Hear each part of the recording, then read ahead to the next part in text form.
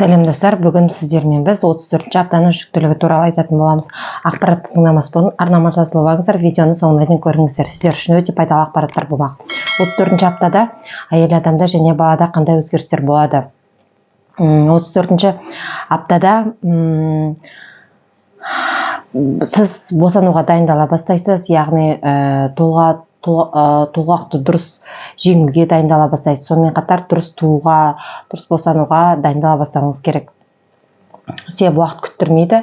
34-ші аптадан кейін сәл бір 5-6 немесе 3-4 аптадан кейін босанып қалуыңыз мүмкін.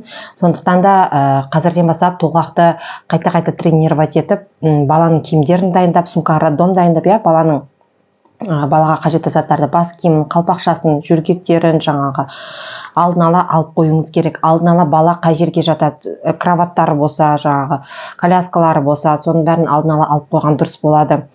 Қазақта ырым бар ғой, туылмаған балаға әлі ештеңе алуға болмайды деп қатты уайымдайтындай. Ертең сіз туып болғаннан кейін оның бәріне бір өзіңіз жүгіруіңіз керек болады. Сол себепті де алдын ала алып дайындап қойғаныңыз да дұрыс болады. Және де бала тұратын киімді бір шкафтан орын босатып, немесе арнайы өзіне шкаф сатып алсаңыз да болады. Себебі жүргектер тұрады, жайықтар тұрады, баланың киімдері тұрады, оның бәрі стерильный болу керек. Алдын ала жаңа сумка роддом дайындалған кезде оның жүргектерін, оның жайықтарын, сонымен қатар үстіне киетін киімдерін, палсон киім үстіне киетін кофталарын, көйлек дейміз ғой, соны жуып, шайып, үтіктеп дайындап қоюыңыз керек қалпақшасымен бірге. Сөйтіп сумка роддомға салып қоюыңыз керек. Алдын ала болашақта үйге кигенде ауыстыратын киімдерінде жуып, шайып, үтіктеп дайындап қоюыңыз керек. Себебі баланың киімдері барлығы стерильный болу керек. Осы аптадан бастап дайындалсаңыз дұрыс болады. Осының бәрін осы аптадан бастап дайындап қойғаныңыз дұрыс болады. Сумка роддом егер қажет болса, не керек екенін мен төменге ссылкасын қалдырамын, соған байланысты заттарыңызды түгелдеп алсаңыздар болады. Сонымен қатар өзіңізді тудыратын қай клиникада туасыз, ақылы ма, ақысыз ба, кәдімгі мемлекеттік ба, соның бәрін біліп алдын ала дайындап алғаныңыз дұрыс.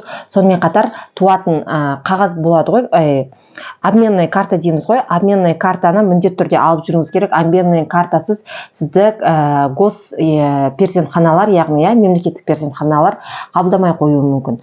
Болмаса басқа жаққа жіберуі мүмкін дегендей. Сондықтан да міндетті түрде обменная картаңыз болу керек. Тексеріп жүр, қаралып жүр, гинекологты өтіп жүр дегенде обменная картаны қолыңызда ұстап жүріңіз. Егер вдруг перзентханаға баратын кезде ол міндетті түрде сізге қажет болады.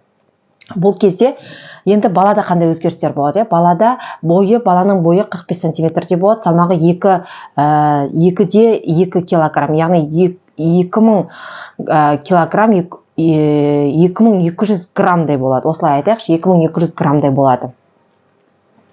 Бала бұл кезде дамыған, балада жаңағы жолдасы дейміз ғой, жолдасы бүрсе бастайды бұл кезде. Бірақ бұл кезде бала өзіне кальцийді қатты жинақтай бастайды.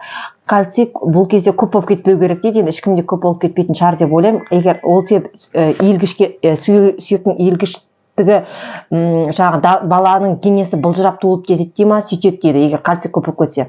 Бірақ бұл жерде кальций көп түзіле бастайды, және де бұл кезеңде 34-ші аптада әйел адамға тұзды нәрселер жеуге кеңес бермейді. Себебі тұзды нәрсені көп жеген сайын ағзаға зиянды болады, тұздан бас тартқанымыз дұрыс болады. Сол себепті де тұздан бас тартып түбегейлі тек қана К витаминіне, Е витаминіне, С витаминіне бай тағамдарды жеу керек. К, Е, С витаминіне қандай тағамдар кіреді, төменде жазып кетемін, міндетті түрде описание оқыңыздар.